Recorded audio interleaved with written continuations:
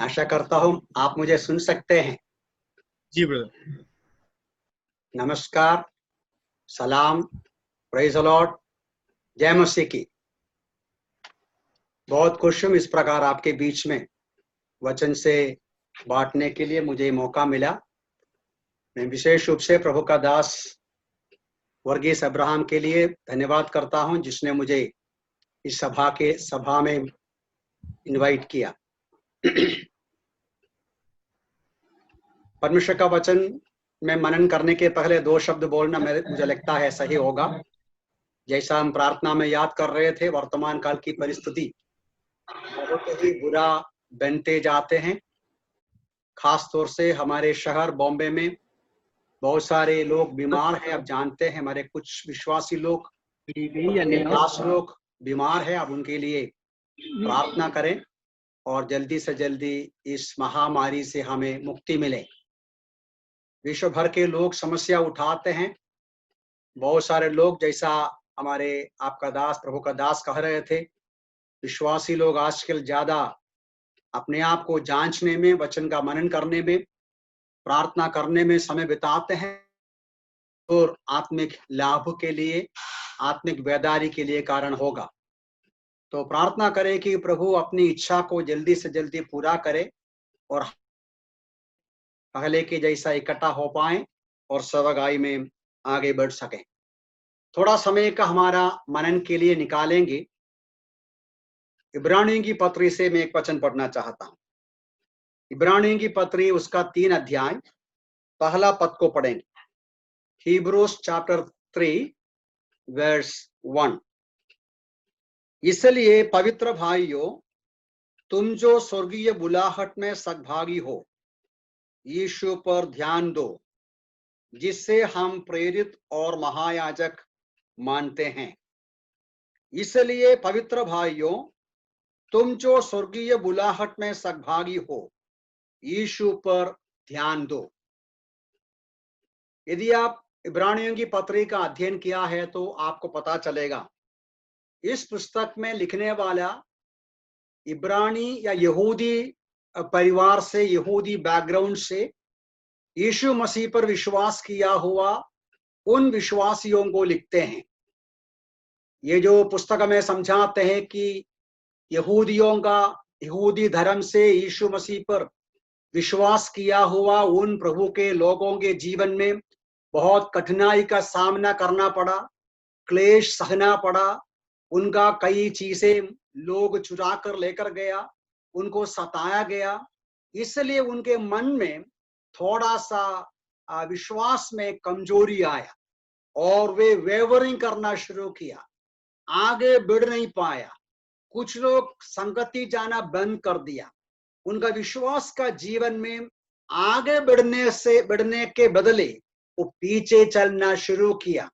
आत्मिक परिपक्वता की ओर जाने से वो पीछे जाना जब शुरू किया, उन लोगों को विश्वास में मजबूत करने के लिए, उन लोगों को उत्साह देने के लिए, उनको एनकरेज करने के लिए ये जो पुस्तक में लिखने वाला बातें कह रहा है और बहुत सारी बातें लिख रहा है।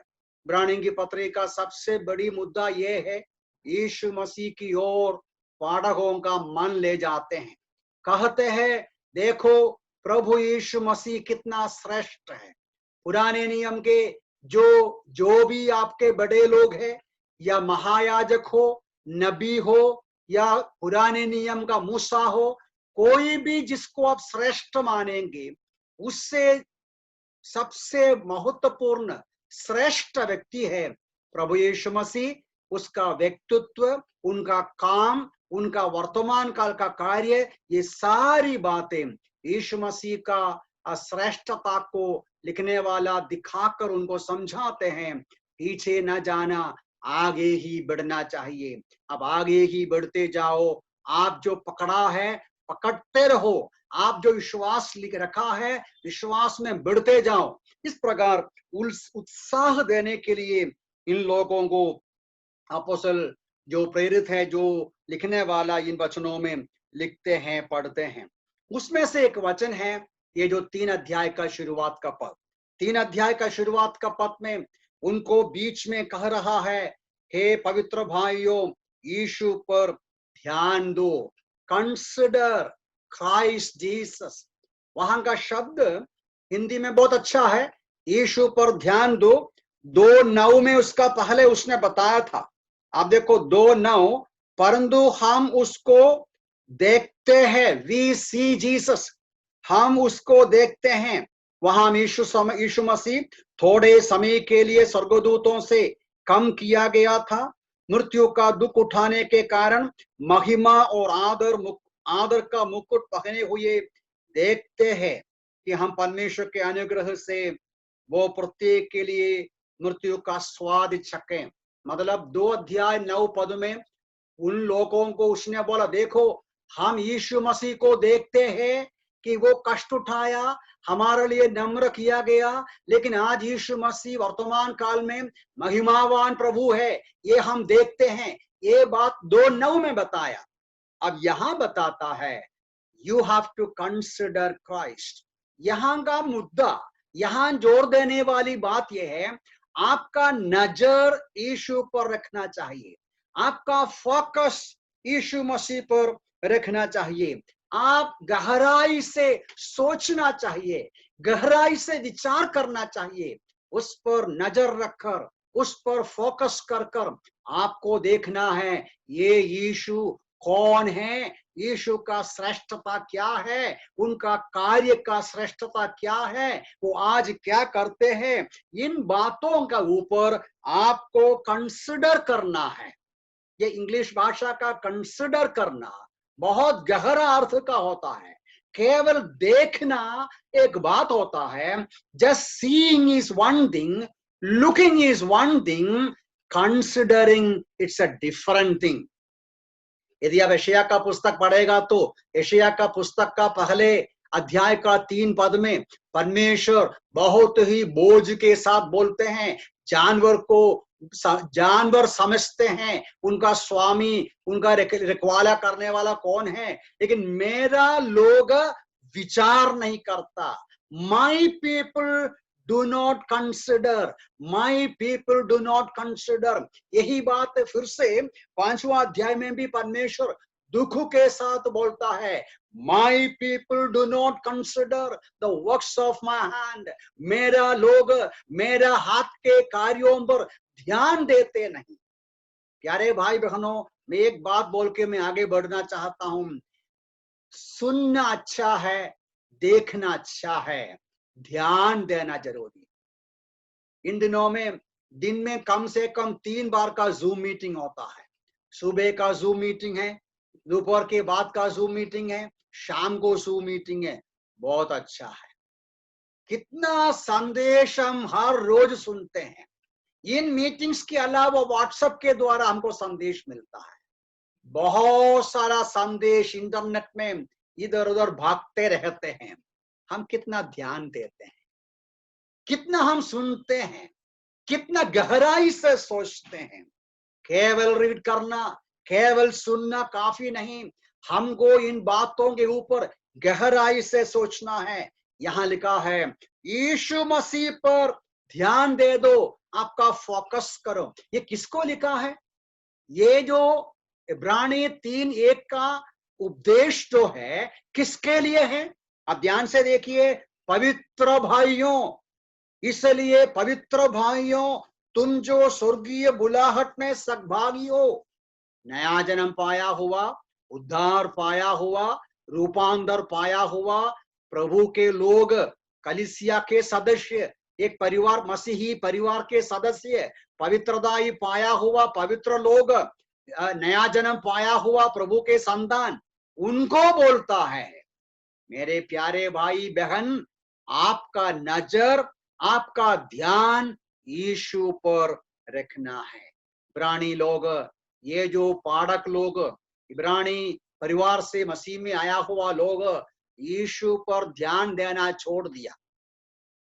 उनके ऊपर सताव आया, लोग उसको सताने लगा, लोग उसका अपमान किया, लोग उसका निंदा किया, उनका विश्वास के बारे में, उनका जो विश्वास में जो कम है या उनके नजर में इनका विश्वास में क्या कम है, या उनका धर्म का मंदिर के संबंध में किसी न कई बातों की श्रेष्ठता को बोलते हुए उनका निंदा की, अपमान किया, तो मसीह लोगों का नजर यीशु मसीह के ऊपर से निकल गया, परिस्थिति के ऊपर चारों तरफ देखना शुरू किया, उनको देखना शुरू किया, उनका मंदिर, उनका याजक, उनका जो विश्वास का जो भी रीति है, उनका रीति रिवाज है, इन बातों के ऊपर देखना शुरू किया। परिणाम क्या हो गया? उनका विश्वास में कमी आया, उनका विश्वास का जीवन में कमजोरी आया। यदि अब इब्रानियों की पत्री ध्यान से अध्ययन करेगा तो पता चलेगा, चैप्टर 2:1 से लेके वहां लिखने वाला बोलता है, फटकना शुरू किया। They began to drift from the word of God. बहुत सारे लोग फटक गया, मार्ग से फटक गया, सही रास्ता से फटक गया। उतना भी नहीं, 3:7 में से लिखा है, वे अविश्वास करना शुरू किया, परमेश्वर का वचन पर शक करना शुरू किया। 5:11 से लिखा है, वे वचन सुनने में डल हो गया, वचन के संबंध में बहरा हो गया, सुन नहीं पाता, समझ नहीं पाता, डल हो गया। वचन सुनने से उनके अंधकरण में पहुंचता नहीं, ऐसा हालत हो गया। नंबर 4, उनके समस्या ये था, 10:26 में 26 से लिखा है कि वो वचन का डिस्पाइज करना शुरू किया, घृणा करना शुरू किया। वचन का घृणा करके उसके आगे 12वां अध्याय तक लिखते हैं कि वो खुल्लम खुल्ला परमेश्वर का वचन का उल्लंघन करना शुरू किया। 5 बातें हैं, इसलिए इस पुस्तक में 5 चेतावनी पड़ता है। जब आपको समय मिलेगा गहराई से पढ़ना अच्छा है। 5-fold वार्निंग्स हम पढ़ते हैं, चेतावनियां पढ़ते हैं, क्योंकि 5 प्रकार वे उनका जीवन में, मसीही जीवन में पराजित हो गया, पीछे हट गया। मैं फिर से जल्दी बोलता हूं, चैप्टर 2:1 से बोलेगा तो मार्ग से फटक गया, या वचन की सच्चाई से फटक गया, ड्रिफ्ट हो गया। 3:7 में से पढ़ते हैं, वचन शक करना शुरू किया। 5:11 से पढ़ते हैं, वचन के संबंध में बहरा जैसा, डफ जैसा, डल हो गया, वचन समझ नहीं पाता, ऐसा परिस्थिति हो गया। 10:26 से पढ़ते हैं, वचन का घृणा करना शुरू किया, खुल्लम खुल्ला बुराई और पाप करना शुरू किया। 12:26 से लेकर पढ़ते हैं, खुल्लम खुल्ला वचन का उल्लंघन किया, आज्ञा के विरुद्ध में काम किया। तो यहां हमें सच्चाई समझ में आता है कि एक मसीही विश्वासी का जीवन का पराजय का रूट कॉज, मूल कारण, मैं फिर से बोलता हूं, एक मसीही विश्वासी जो उद्धार पाया है, प्रभु का बेटा है और परमेश्वर का कलीसिया का सदस्य है, उनके जीवन का पराजय का मुख्य कारण क्या है? ये वचनों के आधार पर यीशु मसीह की ओर नजर रखने से पराजित हो गया, नजर बदल गया, नजर इधर उधर गया। आपको मालूम है जो पतरस के बारे में, पतरस यीशु मसीह को देखा और बोला, यदि प्रभु आप है तो मैं भी चलता हूं, मैं भी पानी के ऊपर चलूंगा, चलना शुरू किया। लेकिन बीच में लिखा है, नजर निकल गया। यीशु मसीह की ओर जो नजर था वो नजर निकल गया। आंधी देखा, तूफान देखा, डर गया, शक आया, डूबना शुरू किया, नजर निकल गया, गिरावट आते हैं। वही पतरस के बारे में फिर से हम लोग पढ़ते हैं लूका रे सुसमाचार में, जब यीशु मसीह को पकड़ा गया, अरेस्ट किया गया, क्या हो गया? यीशु मसीह के पीछे पीछे नजदीक चलने के बदले पतरस दूर दूर चलना शुरू किया। He went afar off, followed him afar off. यीशु मसीह के पीछे दूर दूर से पीछे गया।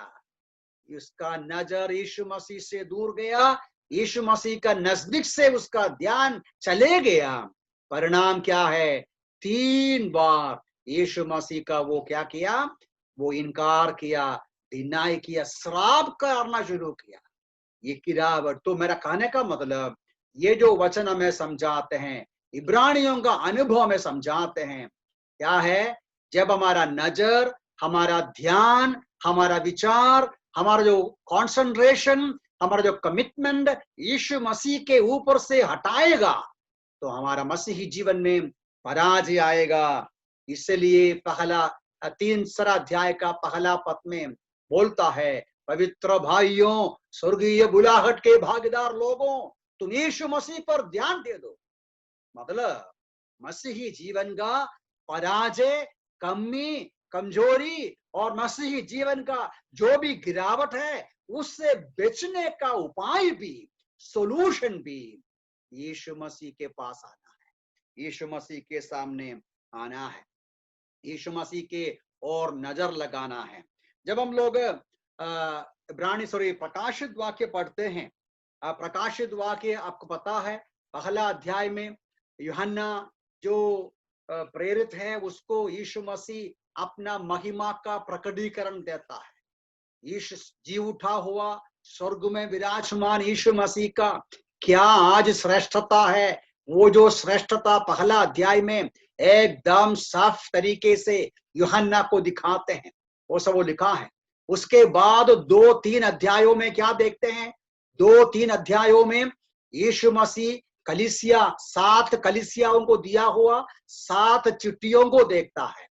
आप उन चिट्ठियों को पढ़कर देखिए, हर चिट्ठी में एफएस मतलब 7 जगह के 7 कलीसियाओं को, स्थानीय कलीसियाओं को दिया हुआ सारे चिट्ठियों में यीशु मसीह अपना परिचय देता है। क्या परिचय देते हैं? इस अध्ययन करने का योग्य विषय है। एक एक कलीसिया को एक एक प्रकार का परिचय देता है और वो सारी बातों को ध्यान देगा तो जो पहले अध्याय में यूहन्ना को दिखाया वही बातें वहां बोलता है। दूसरे शब्दों में एफेसस की कलीसिया को क्या बोला? एफेसस की कलीसिया को बोला, मैं जो तारों को 7 तारों को पकड़ने वाला, मैं जो दीपदानों के बीच में घूमने वाला बोलता हूं। मैं उसका वर्णन ज्यादा एक्सप्लेनेशन नहीं करूंगा, समय नहीं से। उसके बाद स्मुरना की कलीसिया को क्या बोला? स्मुरना की कलीसिया को बोला, मैं जो आदि हूं, अंध हूं, मैं जो मर गया जीवित हूं, मैं बोलता हूं। और उसके बाद परगमस का कलीसिया, परगमस का कलीसिया को क्या बोला? मैं जिसका जीव जो है 2धारी तलवार जैसा है, मैं जिसके पास 2धारी तलवार जैसा जीव है, मैं बोलता हूं। मतलब परगमस की कलीसिया के लोग यीशु मसीह का वर्तमान काल की इस श्रेष्ठता महिमा को पहचानना है। उनका शब्द तेज शब्द है। और तैतैरा की कलीसिया को क्या बोला? तैतैरा, जब आप प्रकाशित वाक्य आप पढ़ा है, मुझे मालूम है, तैतैरा कलीसिया को बोला, मैं जिसकी आंखों से ज्वाला निकलते हैं, ice like flame of fire, आंखों से ज्वाला निकलते हैं, और जिसका पाव पित्तल के समान है। ये सब गहराई से सीखना है। मैं आगे बढ़ता हूं।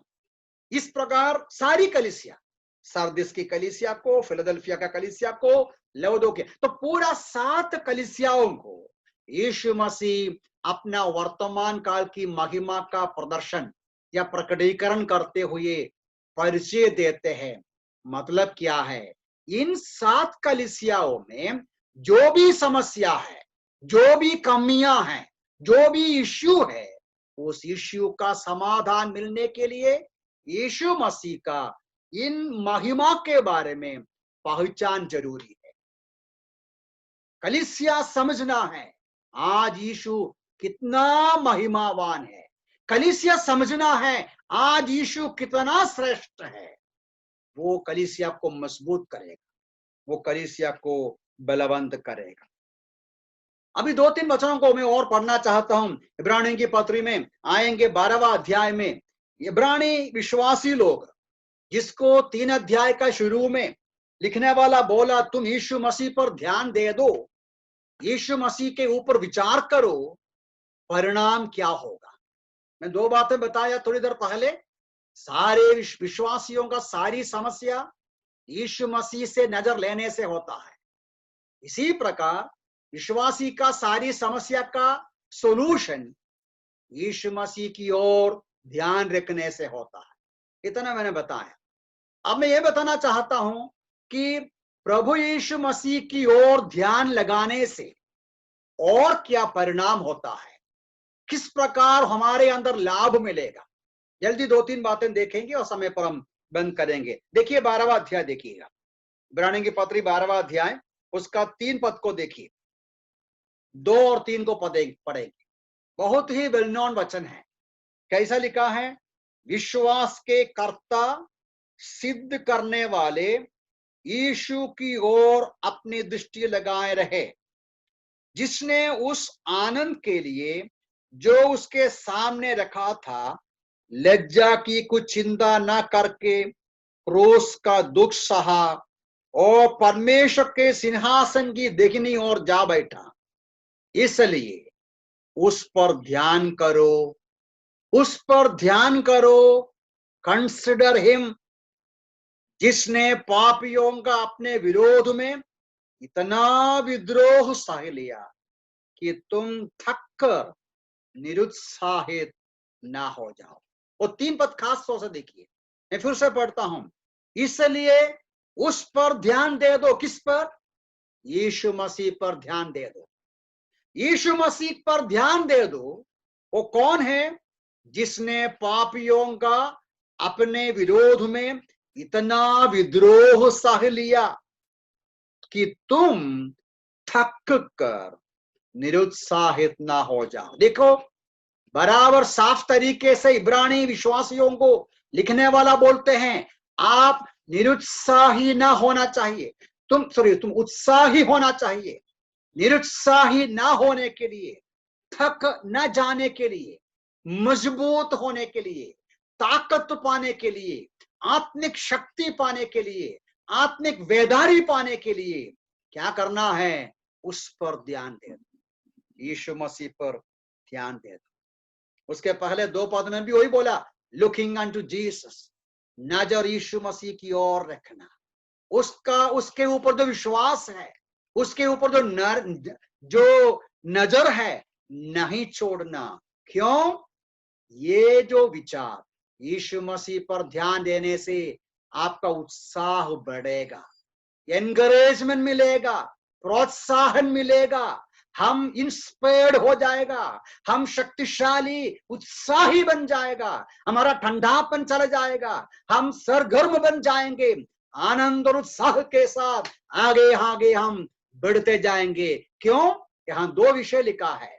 एक बात है, जब आप देखेगा यीशु मसीह कितना विद्रोह सह लिया, किस प्रकार हमारे लिए अपमान सह लिया, वेदना सह लिया, लज्जा की बातें सह लिया, हमारे लिए दुख सह लिया। जब यीशु मसीह सहा हुआ दुख और क्लेश और वेदना को हम देखेंगे, हम समझेंगे, हमारे विचार में आएगा, हम जो क्लेश सहते हैं वो कुछ नहीं। प्रभु यीशु मसीह सहा हुआ वेदना कितना है, यीशु मसीह सहा हुआ लज्जा कितना है, यीशु मसीह सहा हुआ जो अपमान कितना है, कितना वेदना दर्द वो सह लिया हमारे लिए। प्रभु यीशु मसीह सहा हुआ सारा वेदना कष्ट, उनका नम्रता, उनका जो ह्यूमिलिएशन, उसने हमारे लिए जो कुछ सहा, वो सब हम विचार करते समय पतरस भी कहते हैं, यीशु मसीह हमारे लिए एक नमूना रखा है, हमारे लिए नमूना रखा है कि हम उसके कदमों में चले, संकट और क्लेश को हिम्मत के साथ, उत्साह के साथ सामना करके आगे बढ़े। क्योंकि यीशु मसीह हमसे ज्यादा संकट उठाया, हमसे ज्यादा वेदना सहा, हमारा आत्मा का उद्धार के लिए, हमारी पाप की क्षमा के लिए, हमें प्रभु के पास लाने के लिए, हमें हमेशा का नरक से, श्राप से बचाने के लिए यीशु मसीह सहा हुआ वेदना को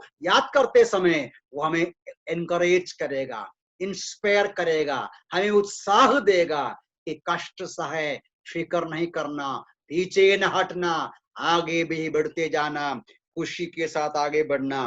दैट इज वन थिंग। दूसरी बात यह है, हमारे लिए आज महिमावान प्रभु है। जैसा हम 2 अध्याय में पढ़ा, 2 अध्याय में क्या पढ़ा, थोड़ी देर के लिए दूतों से वो कम नम्र हो गया, लेकिन आज हमारे लिए कष्ट उठाया हुआ प्रभु, हालेलुया, यीशु मसीह की स्तुति हो। आज यीशु मसीह मृतकों में से जी उठा, आज स्वर्ग में विराजमान है, वो राजाओं का राजा, प्रभुओं का प्रभु के रूप में सारे लोगों के ऊपर महिमावान प्रभु है, जैसा प्रकाशित वाक्य 1 अध्याय में देखते हैं। नीचे आया, नीचे हो गया, लेकिन वो ऊंचे स्थान में वो विराजमान है। यीशु मसीह का प्रसन्न ग्लोरी, वर्तमान काल की महिमा, उनका एक्सोल्टेशन, वो हमें चैलेंज करेगा। क्या करेगा? नीचे जाएगा तो जरूर ऊंचा जाएगा। हमारा प्रभु श्रेष्ठ है, महिमावान प्रभु है, वो हमको हिम्मत देता है। 11वां अध्याय का 27 में मूसा का विश्वास के बारे में लिखा है। 11वां अध्याय का 27 देखिएगा, यही पेज में है, आपके सामने है। वहां मूसा का विश्वास के बारे में लिखते समय एक बात लिखा है, विश्वास ही से उसने, मूसा विश्वास ही से उसने फसह के पर्व,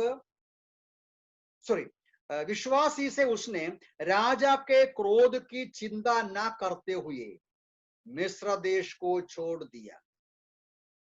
विश्वास के साथ मूसा राजा का क्रोध देखकर डरा नहीं। राजा का क्रोध के सामने मूसा क्यों नहीं डरा? क्यों? आगे लिखा है, क्योंकि वो अनदेखे को मानो देखते हुए दृढ़ बना रहा।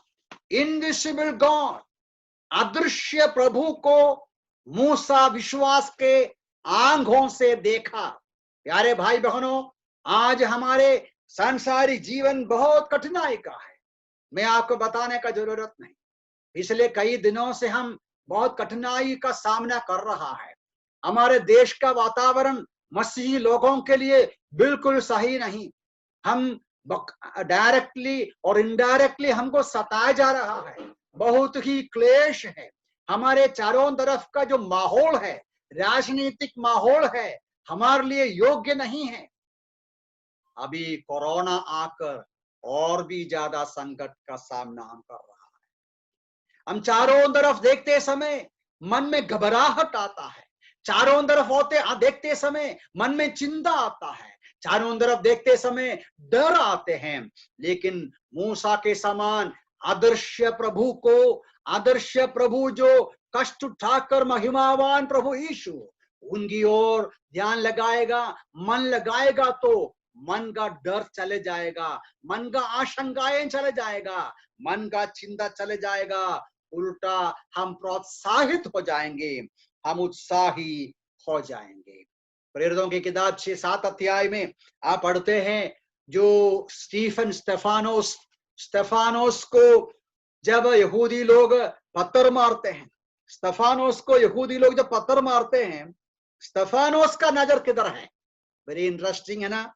स्टेफानोस का नजर वो 7वां अध्याय का 55 और 56 पदों में बढ़ते हैं। स्टेफानोस यहूदी लोगों के द्वारा पथराव सह रहा है, मर रहा है, वेदना सह रहा है। उसके बीच में उनका जो नजर किधर है? उधर लिखा है, परंतु उसने, मतलब स्टेफानोस ने पवित्र आत्मा से परिपूर्ण होकर स्वर्ग की ओर एकटक देखा तथा परमेश्वर की महिमा की ओर यीशु को परमेश्वर की दाहिनी ओर खड़ा देखा। तब उसने कहा, देखो मैं स्वर्ग को खुला हुआ और मनुष्य के पुत्र को परमेश्वर के दाहिनी ओर खड़ा देखता हूं। प्यारे भाई बहनों, स्टेफानोस को लोग पत्थर मार रहा है, उस समय स्टेफानोस का नजर किधर है? उनका ध्यान किधर है? अपने ऊपर नहीं, अपने परिवार के ऊपर नहीं, अपने प्रिय लोगों के ऊपर नहीं, चारों तरफ के लोगों के ऊपर नहीं, उनका गुस्सा के ऊपर नहीं, उनके पत्थरों के ऊपर नहीं, उनका नजर एकदम आगे स्वर्ग की ओर नजर रखा। यीशु मसीह को देखा, आत्मिक आंखों से देखा। तो लिखा है, मैं देखता हूं स्वर्ग खुल गया, मैं वहां महिमावान प्रभु को देखता हूं। इसलिए पौलुस इब्रानी की पत्र लिखने वाला बोलते हैं, पवित्र भाइयों, स्वर्गीय बुलाहट के भागीदार विश्वासी लोगों, आपका ध्यान उस पर रखो जो हमारे लिए प्रेरित है, जो हमारे लिए महायाजक है, जो हमारे लिए स्वर्ग में है, हमारे लिए बीच में करते हैं।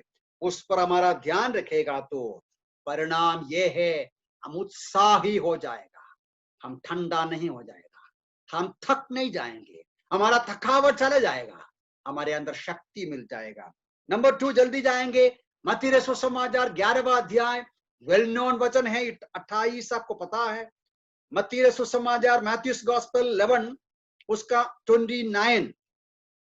उधर हम दूसरी एक बात पढ़ते हैं, मैं जल्दी आपके लिए पढ़ता हूं। इधर ऐसा लिखा है, मेरा जुआ अपने ऊपर उठा लो, मुझसे सीखो, क्योंकि मैं नम्र और मन में दीन हूं, और तुम अपने मन में विश्राम पाओगे। मत्ती रसूल समाचार 11वां अध्याय का 28 पद में यीशु मसीह बोला, हे परिश्रम करने वालों, सब धक्के बोझ से देखे हुए लोगों, देवे हुए लोगों, मेरे पास आओ। 28वां पद में प्रभु यीशु सबको अपने पास बुलाते हैं।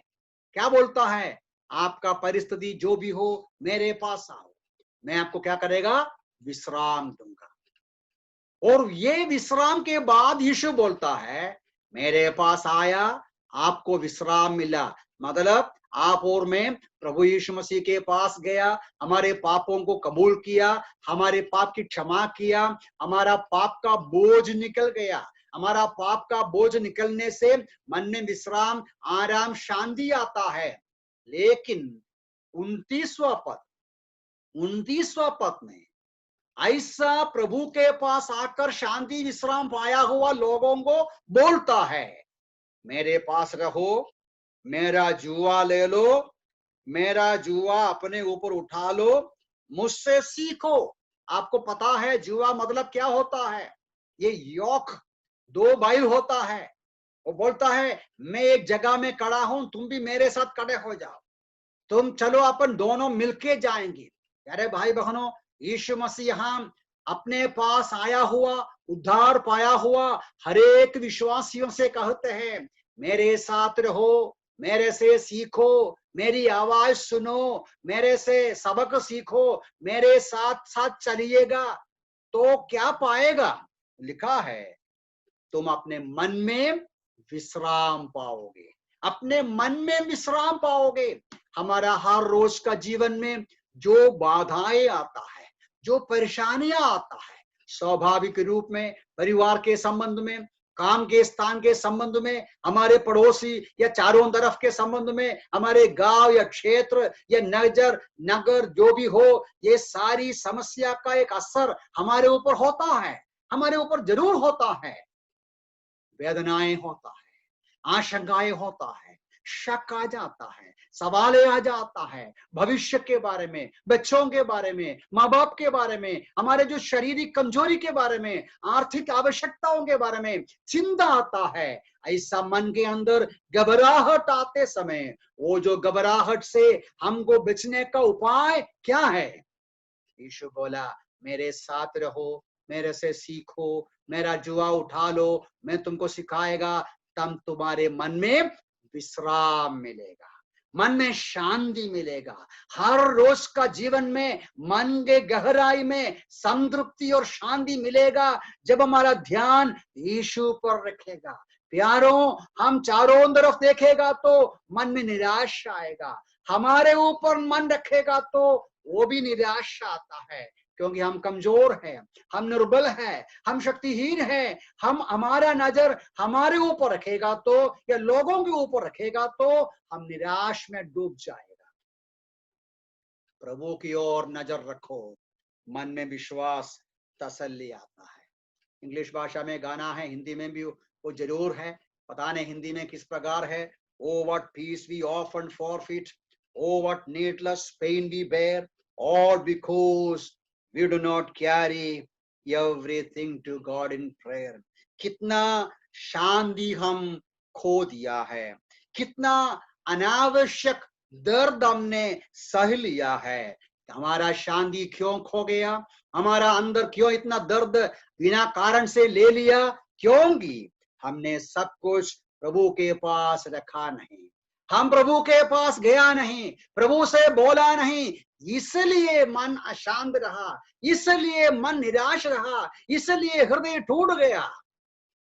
प्रभु हमें सहायता करे। फिलिपियों की पत्र में 4 अध्याय में 6-7 पदों में पौलुस लिखता है, किसी भी बात का चिंता मत करो, किसी भी बात के ऊपर व्याकुल मत रहो, सारी परेशानी प्रभु के साथ रखो, तो तुम्हारा मन में विश्राम पाओगे, तुम्हारे हृदय में शांति मिलेगा। मैं आगे बढ़ना चाहता हूं।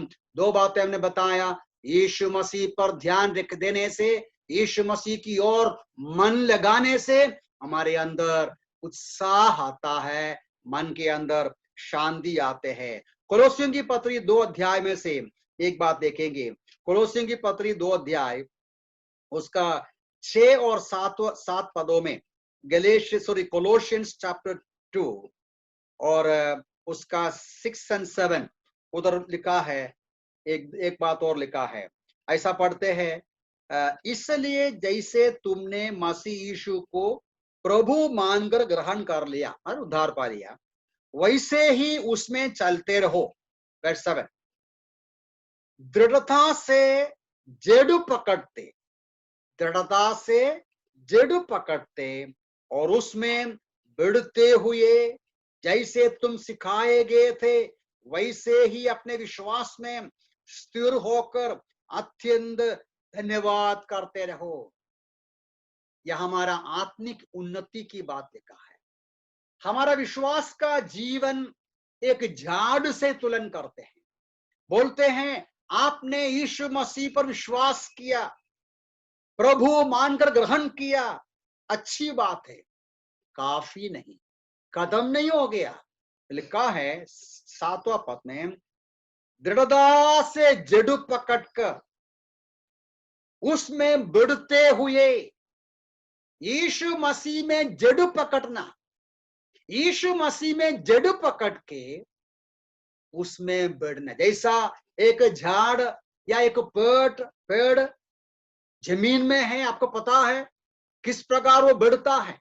जैसा जमीन से वो जो पेड़ ऊपर बढ़ते बढ़ते जाते हैं, उसका जो जड़ है नीचे नीचे जाते हैं, नीचे नीचे जाकर जमीन से उसके लिए जो भोजन नरिशमेंट लेते हैं, और उस वजह से वो जो झाड़ बढ़ते बढ़ते जाते हैं वो मजबूत रहते हैं। यहां पौलुस भी वही बोलता है, यीशु मसीह में जड़ पकड़ना, यीशु मसीह में जड़ पकड़ने से तुम बढ़ेंगे, तुम मजबूत होंगे, तुम स्ट्रांग होंगे। यही बात यीशु मसीह भी कहा यूहन्ना का सुसमाचार 15वां अध्याय में, मैं दाखलता हूं तुम डाली हो, मुझ में बने रहे। और यीशु मसीह में बने रहने से ही हम कुछ कर सकते हैं या फल प्रोड्यूस कर सकते हैं। ये सारी बातों का सारांश ये है, यीशु मसीह के साथ जुड़ा हुआ रहना चाहिए, उसमें से भोजन लेना चाहिए, उसका जीवन हम लेना चाहिए, उसका रस हम लेना चाहिए।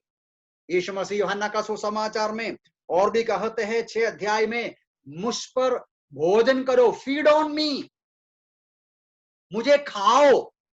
कुछ लोगों को समझना मुश्किल हो गया, ये यूहन्ना 6 में कुछ लोग ये समझा नहीं, वो पीछे भी चले गया, छोड़ दिया, बोला मुझे मेरा मांस खाओ, मेरा लहू पियो, ये सारी बातें बोला। कहने का तात्पर्य वो एक मिसाल के रूप में या चिन्ह के रूप में समझा रहा है। यीशु मसीह के साथ रहना, उनसे सीखना, उनसे भोजन पाना, उनसे नरिशमेंट पाना, सारांश में हम बढ़ेंगे, आत्मिक उन्नति पाएंगे, आत्मिक प्रोग्रेस पाएंगे, आत्मिक ताकत पाएंगे, आत्मिक रूप में बढ़ते जाएंगे। पत्रस भी यही बात लिखा है, दूसरा पत्रस 3:18 में, यीशु मसीह के अनुग्रह में और यीशु मसीह के ज्ञान में बढ़ते जाओ, ऐसा। बस लास्ट में एक वचन और पढ़ूंगा, हमें यीशु मसीह पर ध्यान देने से फायदा, क्या फायदा मिलेगा, क्या परिणाम मिलेगा। 3 बातें बताया, हमारे अंदर उत्साह बढ़ेगा, हमारे अंदर शांति बढ़ेगा, और हम आत्मिकता में बढ़ेगा, ये आत्मिक परिपक्व बनेगा, हम आत्मिक तौर से मजबूत बनेगा, हम बलवंत हो जाएगा। अभी 2 कुरिन्थियों की दूसरी पत्री, कुरिन्थियों की दूसरी पत्री का 18 पद देखिए। कुरिन्थियों की दूसरी पत्री उसका 18 पद में हम लोग इस प्रकार पढ़ते हैं, हम सब खुले चेहरे से प्रभु का तेज मानो दर्पण में देखते हुए प्रभु अर्थात आत्मा के द्वारा उसी तेजस्वी रूप में अंश अंश करके बदलते जाते हैं। ये बहुत गहराई से विचार करने का वचन है। हम बदलते जाते हैं। जिस दिन से उद्धार पाया उस दिन से हम बदलते जाते हैं। हम पर जैसा एक छोटा सा बच्चा, नया अभी अभी जन्मा हुआ बच्चा, हर रोज बदलते जाते हैं, बढ़ते बढ़ते जाते हैं। हमारे बारे में भी प्रभु की इच्छा है, हम विश्वासी उद्धार पाया बदलते जाए। बदलते जाकर किस प्रकार में बनना है, ये रोमियो की पत्र में लिखा है, अपने पुत्र के स्वरूप में बनना है। परमेश्वर का योजना यह है, आप और मैं यीशु मसीह के समानता में उसके अनुरूप बन जाना। यीशु मसीह का जैसा सहनशीलता, यीशु मसीह का जैसा प्रेम, यीशु मसीह का जैसा बातचीत, यीशु मसीह का जैसा जिंदगी, हमारा व्यवहार सब बदलना है। लेकिन ये जो यीशु मसीह का समानता का जीवन हमारे अंदर एक दिन में नहीं आता, वो धीरे धीरे, इसलिए बोलता है अंश अंश बदलते जाते हैं। जो बहुत साल से परिवार जिंदगी बिताते हैं उनको ये मालूम है, जिसका 20 साल 25 30 साल या जो भी हो, जितना साल हो गया, एक बात, हस्बैंड एंड वाइफ विवाहित जीवन में कई साल होने के बाद दोनों एक बात समझता है। क्या है वो? दोनों का स्वभाव एक हो गया, बातचीत करने का तरीका एक ही हो गया, टेस्ट एक ही हो गया है, और व्यवहार का तरीका एक ही हो गया। ये होता है, मैंने नोट किया है। ये सही बात है। जिसके साथ हम ज्यादा बैठते हैं, जिसके साथ हम ज्यादा चलते हैं, जिसकी बातें ज्यादा सुनते हैं, हम धीरे धीरे उसके जैसा बात करेगा, उसका जैसा चलेगा, उसका जैसा व्यवहार करेगा, उनका स्वभाव, उनका जो जो गुण है हमारे अंदर आता है। यही है, यीशु मसीह पर हमारा नजर रखेगा तो, ध्यान रखेगा तो हम बदलते जाएगा, उसके समानता में बनते जाएगा, या आत्मिक तौर से हम रूपांतर होते जाते हैं। मूसा के बारे में इधर जो लिखा है, पुराने नियम का जो घटना है, परमेश्वर के सामने 40 दिन वो परमेश्वर के सामने समय बिताया, परमेश्वर का जो नजदीक समय बिताया, मूसा का चेहरा रिफ्लेक्ट करना वो शुरू हो गया, वो रेडिएट हो गया, मतलब चमकना शुरू किया। लोग बोला हम नहीं देख सकता, परमेश्वर का महिमा वो पा लिया है, परमेश्वर का जो ग्लोरी पा लिया। वहां पौलुस कहते हैं पुराने नियम का हालत ऐसा था कि वो धीरे धीरे मूसा का वो जो महिमा चले गया, वो तात्कालिक रूप में मिला था। लेकिन आज आप और मैं यीशु मसीह के सामने समय बिताएगा तो हमारे अंदर ऐसा महिमा बनते बनते जाएगा, यीशु मसीह का समानता में हम बनते बनते जाएंगे, जो कदम नहीं होगा, जो निकल जाएगा नहीं। वचन हमें सिखाते हैं, एक दिन हालेलुया, एक दिन हम प्रभु यीशु मसीह को देखेंगे, जैसा वो है हम उसको देखेंगे, हम उसके समान बन जाएंगे। पहला यूहन्ना 3 अध्याय का 2 पद में लिखा है, यारो हम आज परमेश्वर के संतान है, पता नहीं और कौन बनने वाला है, लेकिन वो इतना मालूम है जब यीशु मसीह आएंगे, जैसा वो है वैसा उसको हम देखेंगे, हम उसके समानता में बन जाएंगे। क्या सौभाग्य है प्रभु के लोगों का, दिन प्रतिदिन और ज्यादा यीशु मसीह के समानता में बनते जाना। उसके लिए क्या मार्ग है? प्रभु की ओर नजर रखना है, प्रभु की ओर ध्यान देना है। मेरी प्रार्थना यह है इन दिनों में, जैसा मैं बार बार कहा, चारों तरफ का परिस्थिति बुरा है। प्यारों, हृदय में निराशा देने वाली बातें हैं। संसार के लोगों को देखो, बहुत ही निराश है। स्वाभाविक है, मनुष्य के रूप में डरा हुआ इंसान को देखता है। हम डरने का जरूरत नहीं। परिस्थिति जो भी हो, हम नजर उठाएंगे प्रभु की ओर, अदृश्य प्रभु को देखेंगे। आत्मिक आंखों से, विश्वास की आंखों से हम आगे देखेंगे। हमारे लिए कष्ट उठाया हुआ यीशु मसीह महिमा में आज विराजमान है। वो देखकर हम हर रोज हमारा मसीही जीवन उत्साह के साथ, विश्राम और चैन के साथ, आत्मिक उन्नति के साथ, आत्मिक मजबूत अनुभव में रूपांतर होते हुए जीने के लिए प्रभु इन वचनों से हमें सहायता करें। और आने वाले दिनों में इस प्रकार प्रभु के पास हम आए, ये सौभाग्य है। यीशु मसीह आज भी सबको बुलाता है, मेरे पास आओ। वो विश्राम देता है, पापियों को देता है, हृदय में बोझ रखा हुआ लोगों को देखता है। मैं दो शब्द एक बोल बंद करता हूं। यदि कोई भी आज तक यीशु मसीह के पास सचमुच में आया नहीं है, तो आपका नाम क्या है, धर्म क्या है वो नहीं, आपका जरूरत क्या है, आपका परिस्थिति क्या है, जो भी हो, आप प्रभु यीशु बोलता है मेरे पास आओ। पाप का बोझ आपके अंदर अशांति देते हैं, आपके अंदर आपके गुनाहों का बोझ आपको अशांति देता है, जीवन की कठिनाई के बारे में आपको वेदना आते हैं। तसल्ली देने के लिए, पाप की क्षमा देने के लिए, आश्वासन देने के लिए यीशु मसीह आपको बुलाता है। हमारी पाप की क्षमा के लिए सूली पर मृत्यु सहा, दंड उठाया, पाप के लिए बलिदान हो गया, यीशु मसीह जी उठा। वो यीशु मसीह जीवित है, हमें मदद करेगा। उसके पास आए, पाप की क्षमा पाएं, विश्राम पाएं और निरंतर उसके साथ रहकर हर रोज और विश्राम, संतृप्ति और शांति के साथ, विजय के साथ और खुशी के साथ जीने के लिए प्रभु हम सबको सहायता करें। प्रभु के नाम की महिमा।